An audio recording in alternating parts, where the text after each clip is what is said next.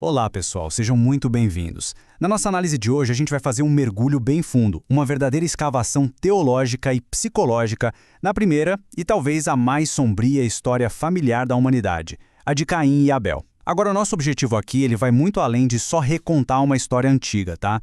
A gente vai usar essa narrativa como um espelho de altíssima definição para examinar as raízes do pecado, a mecânica da raiva e a crise de identidade que, de formas bem sutis ou às vezes devastadoras, assombram a condição humana. Guiados pela análise super perspicaz de J. Forasteiros, a gente vai desvendar como o primeiro assassinato da Bíblia é, na verdade, uma aula magna sobre a construção, a defesa e a necessária redenção do nosso próprio eu. Bom, vamos começar com essa citação do J. Forasteiros, que funciona quase como uma chave mestra para toda a nossa discussão. Os vilões nos fascinam porque suspeitamos que não são tão diferentes de nós. Parem para pensar um pouco nisso. A nossa reação imediata a figuras como Caim, ou Judas, ou até os fariseus do Novo Testamento, qual é? É colocar eles numa caixinha, separada, a caixa dos monstros, dos outros. É um mecanismo de defesa, super confortável, né? A gente traça uma linha bem segura na areia entre nós, os bons, e eles, os maus. Mas o que Forasteiros faz é nos desafiar a olhar mais de perto. E se esse fascínio todo não for só uma curiosidade mórbida? E se for um reconhecimento? Um reconhecimento incômodo, profundo, um eco das nossas próprias batalhas internas, das nossas invejas secretas, das nossas fragilidades e, sim, do nosso potencial para a escuridão. Então, a lente que a gente vai usar ao longo de toda a nossa conversa hoje é essa, a da empatia. Não para desculpar o mal, de jeito nenhum, mas para dissecar as suas origens e, nesse processo, nos compreendermos de uma forma radicalmente mais honesta. E para provar que o mal raramente é um evento que acontece do nada, espontâneo, Forasteiros nos leva a um dos lugares mais sombrios do século XX, o campo de concentração de Dachau. O que este slide revela de uma forma tão chocante é justamente a natureza processual gradual do mal. Olhem bem para essa linha do tempo. Em 1933, Dachau não foi inaugurado como uma fábrica da morte. Não, era uma prisão para dissidentes políticos. Um primeiro passo, sombrio, claro, mas ainda dentro de uma lógica que talvez fosse compreensível para a época. Meses depois, em outubro, as execuções são autorizadas. Opa, um novo limite é cruzado. A Noite dos Cristais, aquele ponto de virada brutal, só acontece 5 anos depois. E os crematórios, o símbolo máximo da desumanização industrializada, só foram construídos em 42, quase uma década depois do início de tudo. O ponto crucial é este. Os homens e mulheres que operaram Dachau não eram demônios que nasceram do inferno. Eram cidadãos, funcionários públicos, vizinhos. Eram pessoas comuns que, passo a passo, decisão após decisão, concessão após concessão, trilharam um caminho que as levou à monstruosidade. É uma verdade terrível que nos força a confrontar nossa própria capacidade de adaptação ao mal. E isso nos conecta diretamente a Caim. O pecado dele não começou com a pedra no campo. Começou muito antes, como uma sementinha de amargura que foi regada pela inveja e adubada pela autojustificação lá no fundo do coração dele. Com essa base bem estabelecida, então, aqui está o nosso mapa para hoje. A gente vai começar solidificando a necessidade da empatia pelo vilão como a nossa ferramenta de análise. Em seguida, vamos mergulhar de cabeça na narrativa com o sacrifício rejeitado para sentir o impacto da primeira crise de identidade da história. A partir daí, a gente vai investigar a raiz da raiva, descobrindo o que essa emoção tão poderosa realmente protege. Na quarta parte, o pecado à porta, vamos analisar o aviso divino como um momento de escolha crucial. Depois vamos dar um nome para o problema com a síndrome de Caim, a idolatria da identidade, e para fechar com esperança, vamos explorar em Um Convite à Vida como essa história antiga nos oferece uma saída, uma forma de construir nosso valor em algo que não pode ser abalado. Vamos lá! E entramos na nossa primeira sessão, Empatia pelo Vilão. E o subtítulo resume perfeitamente nosso desafio. Por que precisamos entender e não apenas condenar? A gente vive numa era de julgamentos instantâneos. Nas redes sociais, na vida pública, a condenação é rápida, é barata e nos dá uma sensação de superioridade moral. É muito mais simples rotular alguém como mau, herege ou cancelado e seguir em frente. A proposta de Forasteiros e a abordagem que a gente vai adotar aqui é radicalmente diferente. E não se trata de absolver Caim de forma alguma. As ações dele são indefensáveis. A empatia, no sentido que a gente vai usar aqui, não é sinônimo de aprovação. Ela é uma ferramenta de diagnóstico. É a disciplina de tentar honestamente ver o mundo através dos olhos de outra pessoa para entender a lógica interna que levou a uma ação tão destrutiva. Vamos aprofundar um pouco essa definição. Empatia é a prática de se colocar no lugar do outro.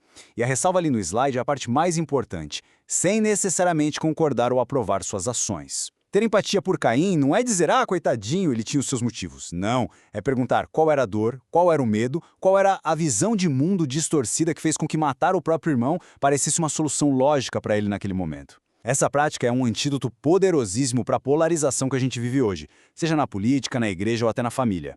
Ela nos força a descer do nosso pedestal de julgamento e a reconhecer a humanidade complexa, ferida e confusa naqueles de quem a gente discorda.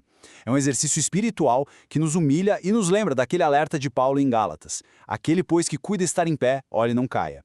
Resumindo então, ao praticarmos a empatia como uma figura como Caim, a gente abre uma janela não apenas para a alma dele, mas para as nossas próprias almas. A gente começa a ver os mesmos padrões, as mesmas tentações, as mesmas fragilidades que existem dentro de nós. Entender o caminho gradual que levou Caim do altar ao assassinato nos permite identificar as mesmas encruzilhadas perigosas em nossas próprias vidas. A empatia se torna então uma ferramenta de sabedoria e de prevenção espiritual. Ela nos ajuda a reconhecer a anatomia do pecado antes que ele se torne maligno dentro de nós, nos transformando nos vilões das nossas próprias histórias. Agora sim, com essa ferramenta da empatia em mãos, vamos entrar no epicentro da história. Seção 2, o sacrifício rejeitado. E o subtítulo já nos diz tudo, a construção da identidade e a primeira crise existencial. Este é o gatilho, o evento que coloca toda a tragédia em movimento. Vamos usar a imaginação santificada, como Forasteiros faz, para entrar na mente e no coração de Caim. Imaginem a cena, o ar da manhã, a solenidade do ritual. Caim, o primogênito, o herdeiro, o pilar da família, está diante do altar que ele mesmo construiu. Ele já fez isso dezenas de vezes. É a sua função, é a sua identidade. Ele espera pelo sinal, aquele fogo divino que valida seu esforço e sua pessoa. Mas hoje algo está terrivelmente errado. O que começa como uma simples confusão se transforma em pânico, e o pânico em uma ferida que vai definir o resto da vida dele. Este slide captura exatamente o momento do choque. Caim está ajoelhado, o cheiro de fumaça preenchendo o ar. Só que é o cheiro errado. É o cheiro acre de grãos e vegetais queimando, carbonizando sobre um fogo comum. Um fogo que ele mesmo acendeu. O fogo verdadeiro, aquela chama sobrenatural, colorida, que consumia a oferta sem destruí-la, o sinal inequívoco da presença e do favor de Deus, não está ali. O seu sacrifício, o fruto do seu trabalho árduo, está sendo rejeitado. O pânico se intensifica. E então, o horror da revelação. Seus olhos se desviam e ele vê. O fogo verdadeiro está ali, a poucos metros de distância, dançando gloriosamente sobre a pilha de pedras do irmão dele, Abel, consumindo o cordeiro. A aceitação, a validação, a bênção que ele esperava para si, desceu sobre o outro. É uma rejeição pública, visual, teológica e, para ele, profundamente pessoal. Para a gente entender a magnitude desse golpe, a gente precisa compreender a identidade de Caim. Este slide mostra o contraste fundamental. Os nomes por si só já contam uma história. Caim, em hebraico, se relaciona com adquirir, força, lança. A mãe dele, Eva, declara no nascimento dele, adquiriu um homem com a ajuda do Senhor. Ele é a esperança, o futuro, a força da nova humanidade. Abel, por outro lado, significa vapor, sopro, algo transitório, efêmero. O nascimento dele é mencionado quase como uma nota de rodapé. Numa cultura de primogenitura, onde o primeiro filho herdava tudo, a bênção, a liderança, a responsabilidade, Caim era o centro do universo familiar. A identidade dele não era algo que ele escolheu, era algo que ele era. O número 1, o provedor. Abel era o segundo, o cuidador de ovelhas, uma figura secundária. Toda a autoimagem de Caim foi forjada nessa estrutura hierárquica. Ele não era apenas um filho, ele era o filho. E essa identidade foi cimentada por anos e anos de reforço positivo. Forasteiros nos convida a imaginar a memória mais formativa de Caim, o dia em que, ainda jovem, ele realizou o sacrifício pela primeira vez e o fogo verdadeiro desceu sobre a sua oferta. As palavras do pai dele, Adão, ecoam na sua mente. Você fez bem, Caim. Hoje você agradou o nome e orgulhou seu pai. Essas palavras não foram um simples elogio, elas foram uma fundação da sua identidade. Elas criaram uma equação na alma dele. Meu desempenho, mais aprovação divina, mais aprovação paterna, é igual ao meu valor. Ser competente no altar era ser Caim. O sucesso não era algo que ele buscava, era a própria essência do seu ser. Então, para sintetizar essa sessão, a rejeição da oferta de Caim foi muito, mas muito mais do que um evento litúrgico que deu errado. Foi um terremoto existencial de magnitude máxima. Foi um ataque direto ao fundamento sobre o qual ele construiu toda a sua vida. No momento em que o fogo não desceu, não foi só o trigo dele que foi rejeitado. Foi a sua identidade, a sua história, o seu valor, o seu próprio ser que ele sentiu ser rejeitado por Deus na frente de toda a sua família. E quando o alicerce da nossa identidade se desfaz, o que emerge das ruínas é o medo, a vergonha e, como a gente vai ver agora, uma raiva vulcânica. Avançamos agora para a reação emocional de Caim. Seção 3, a raiz da raiva. E o subtítulo nos dá a pista, da confusão à fúria, o que a raiva realmente protege. A confusão e a vergonha de Caim lá no altar não duram muito. Ao descer a colina, humilhado, ele busca consolo, mas encontra o que ele interpreta como julgamento. O ombro do seu pai, rígido. O olhar de pena da sua mãe, pena, a emoção que ele reservava para os fracos. A humilhação se transforma em ressentimento. A injustiça que ele percebe começa a ferver. E a emoção que surge para mascarar essa dor insuportável é a raiva. Uma fúria fria, cortante, que dá a ele uma falsa sensação de controle. E é exatamente nesse ponto, quando a raiva começa a tomar conta, que Deus intervém. E a forma como Deus intervém é extraordinária. Ele não chega com um trovão e um mandamento. Não se ire. Ele chega com uma pergunta. Este slide destaca essa pergunta que ecoa através dos séculos. Por que você está irado? Essa é uma das intervenções mais terapêuticas de toda a Escritura. Deus não condena a emoção de Caim. Ele o convida a fazer uma autoanálise. Ele o convida a olhar para dentro, a investigar a fonte, a causa raiz da sua fúria. É um convite ao diálogo, à introspecção. Deus está essencialmente dizendo a Caim, sua raiva é o alarme de incêndio. Vamos conversar sobre o fogo que acionou. O que realmente está acontecendo dentro de você? Na reimaginação de Forasteiros, Caim responde essa pergunta divina com uma explosão de autojustificação. A raiva dele é alimentada por um profundo senso de injustiça. Eu fiz tudo certo, eu segui as regras. E então a sua raiva se expande para culpar o irmão.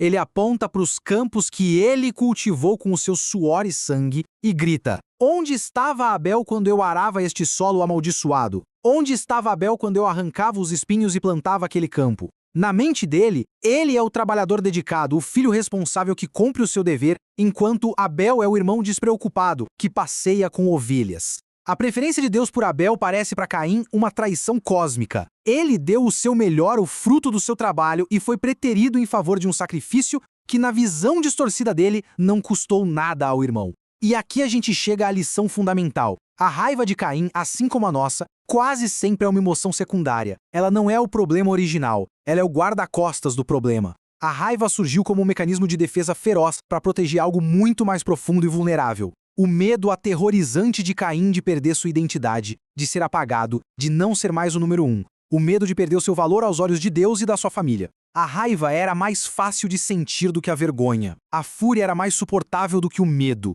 Ela lhe dava uma ilusão de poder no momento em que ele se sentia completamente impotente. Agora na seção 4, o pecado à porta, a narrativa se aprofunda por uma análise teológica do momento decisivo. O subtítulo, o aviso divino e a escolha na encruzilhada, nos coloca exatamente no ponto de inflexão. Deus já sondou a raiva de Caim, convidando-o à introspecção. Agora, ele vai lhe dar um aviso explícito e uma imagem inesquecível do que está em jogo. Caim está numa bifurcação espiritual. A escolha que ele fizer aqui não vai apenas definir o seu destino, mas também o do seu irmão. Aqui está o versículo central, a famosa advertência de Gênesis 4:7. Vamos dissecar essa metáfora poderosa. Deus aqui personifica o pecado. Ele o descreve como um predador, uma fera agachada à porta da alma de Caim. A imagem é de uma tensão prestes a explodir. O pecado não é uma força passiva, ele deseja Caim. Ele tem uma intenção ativa de possuí-lo e consumi-lo. Mas, e esta é a parte mais crucial teologicamente, a frase não termina na ameaça. Deus conclui, mas você deve subjugá-lo. Aqui reside a dignidade e, ao mesmo tempo, a tragédia da liberdade humana.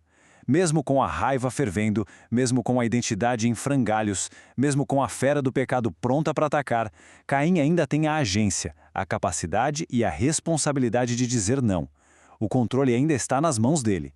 A tragédia de Caim não é que ele sentiu raiva ou que o pecado o desejou. A tragédia é que ele se recusou a lutar contra a fera que a sua dor estava convidando para entrar. Como a gente já viu, a raiva é uma emoção secundária. Forasteiros usa a psicologia moderna para reforçar este ponto.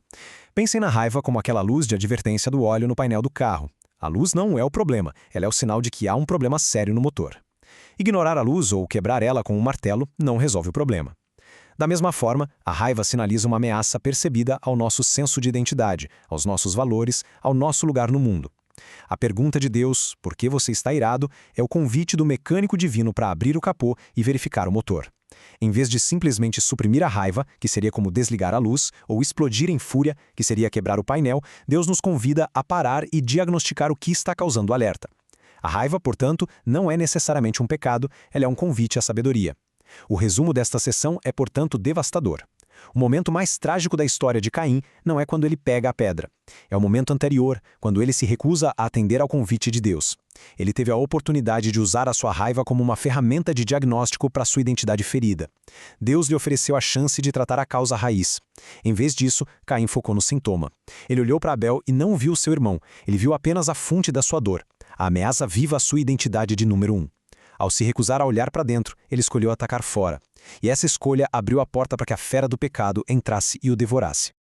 E chegamos à quinta sessão, onde vamos dar um nome para essa doença espiritual: a Síndrome de Caim. O subtítulo é a própria definição: quando a nossa identidade se torna um ídolo. Aqui, a gente vai além dos sintomas, a raiva, o assassinato, para diagnosticar a doença fundamental, a idolatria. O pecado original de Caim, a raiz de toda a tragédia, foi transformar a sua identidade em um Deus. Ele fundamentou todo o seu senso de valor, propósito e segurança em coisas criadas e frágeis. O seu status de primogênito, o seu sucesso como agricultor, a sua performance religiosa. Quando essa identidade se tornou seu ídolo, qualquer ameaça a ela se tornou uma ameaça existencial que precisava ser eliminada a qualquer custo. Este slide mapeia a lógica perversa do pecado de Caim. Vamos seguir os passos. Começa com uma identidade frágil, construída sobre pilares instáveis de status e sucesso. Em seguida vem a ameaça percebida. A bênção de Deus sobre Abel é vista não como uma graça para o irmão, mas como um ataque pessoal, um rebaixamento para o status de número 2. A terceira etapa é a reação de raiva, o cão de guarda que se levanta para defender o ídolo ameaçado. Quarto, a recusa ao convite divino. Caim ignora a chance de olhar para dentro e reavaliar o fundamento da sua vida. E, finalmente, o ato de pecado. Como ele não pode atacar a Deus, que é a fonte da ameaça, ele ataca o instrumento da ameaça, Abel. Ele elimina o irmão para restaurar à força o seu status de número 1 no pódio vazio que ele mesmo criou. É uma lógica terrível, mas perfeitamente compreensível quando a gente entende que ele estava defendendo o seu Deus. E para que isso não fique só na teoria bíblica, Forasteiros compartilha uma história pessoal que funciona como uma ponte para a nossa realidade. Ele conta sobre um colega de pós-graduação, a quem ele chama de Tom. Forasteiros tinha encontrado seu nicho no ambiente acadêmico secular como o cristão sindólico. Essa era sua identidade, a sua marca, o que o tornava especial. Então, no segundo ano, Tom aparece, vindo de uma faculdade bíblica com uma história parecida, igualmente inteligente e articulado. Imediatamente, Forasteiros sentiu um ódio visceral por Tom. Por quê? Porque Tom era uma ameaça direta ao seu ídolo. Com Tom por perto, ele não era mais o número 1 nessa categoria. A reação de raiva, o ciúme, a vontade de eliminar Tom do seu círculo social era, em sua essência, a mesma dinâmica de Caim. Felizmente, ele reconheceu o padrão e se arrependeu, mas a semente do pecado era idêntica. E todos nós fazemos isso. Este gráfico ilustra os fundamentos de areia, onde frequentemente a gente constrói a nossa identidade. Olhem para a carreira. Construímos nosso valor em sermos o melhor profissional, ter o melhor cargo, ganhar o melhor salário, mas o que acontece numa crise econômica ou quando alguém mais novo e melhor chega? O fundamento desmorona. Olhem para os relacionamentos. Ser um pai perfeito, uma mãe exemplar, um cônjuge ideal. São coisas boas, claro, mas se o nosso valor total depende disso, o que acontece quando os filhos saem de casa ou um casamento entra em crise? E os rótulos sociais, os mais frágeis de todos, ser o inteligente do grupo, o engraçado, o bem-sucedido, são identidades que nos colocam numa esteira de performance e comparação constantes, gerando ansiedade e medo. E esse é o resumo da Síndrome de Caim. Não se trata, em sua essência, de assassinato, trata-se da idolatria da identidade. É pegar algo bom, nosso trabalho, nossa família, nossos dons, e transformar na coisa última, no fundamento do nosso ser. Quando o nosso eu é construído sobre a areia da performance e da comparação, qualquer pessoa ou circunstância que ameace essa construção frágil se torna na nossa mente um inimigo existencial que precisa ser neutralizado, silenciado ou eliminado. Chegamos à nossa sessão final e mais importante, um convite à vida. O subtítulo aponta para a cura, reconstruindo nossa identidade sobre a rocha. Até aqui, a gente fez o diagnóstico, vimos a anatomia da doença espiritual de Caim. Agora, vamos focar no tratamento, na alternativa que Deus ofereceu a Caim e que, pela sua graça, continua a nos oferecer todos os dias. O convite de Deus lá no campo não era uma armadilha ou um teste para reprová-lo. Era uma intervenção de resgate, uma chance para Caim abandonar o peso da sua falsa identidade e construir sua vida em um fundamento infinitamente mais seguro e verdadeiro. Esse slide coloca os dois caminhos lado a lado. À esquerda, a identidade na areia, o sistema operacional de Caim. Baseada em performance, títulos, comparações, ela reage a qualquer desafio com medo e raiva porque tudo é uma ameaça. O resultado inevitável é uma vida de competição, inveja e, no seu extremo, morte espiritual e física. À direita, a identidade na rocha, o convite do Evangelho. Uma identidade baseada não no que a gente faz, mas em quem somos em Cristo, filhos amados, perdoados, aceitos incondicionalmente. Quando nosso fundamento é esse, a reação à ameaça não é medo, mas segurança. A resposta à bênção do outro não é competição, mas generosidade, porque o sucesso do meu irmão não tira um pigo do amor que Deus tem por mim. Esse caminho leva à liberdade, à paz e à vida abundante. Mas como é que a gente traduz isso para a vida real? Este slide nos oferece um plano de ação espiritual. Primeiro, pausar. Quando sentir a raiva subindo, a primeira disciplina é não reagir imediatamente. Crie um espaço entre o estímulo e a resposta. Respire fundo. Segundo, questionar. Faça-se a pergunta de Deus a Caim: por que estou com raiva?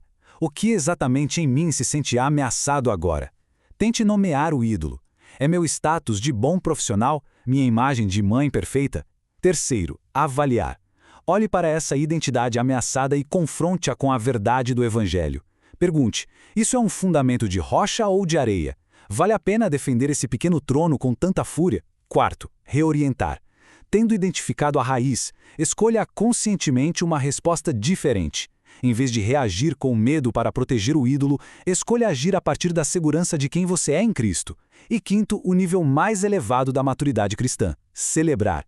Quando a nossa identidade está segura na rocha, somos libertos para genuinamente nos alegrarmos com o sucesso do outro, porque entendemos que a bênção de Abel não precisava ser a maldição de Caim. No reino de Deus, há graça suficiente para todos.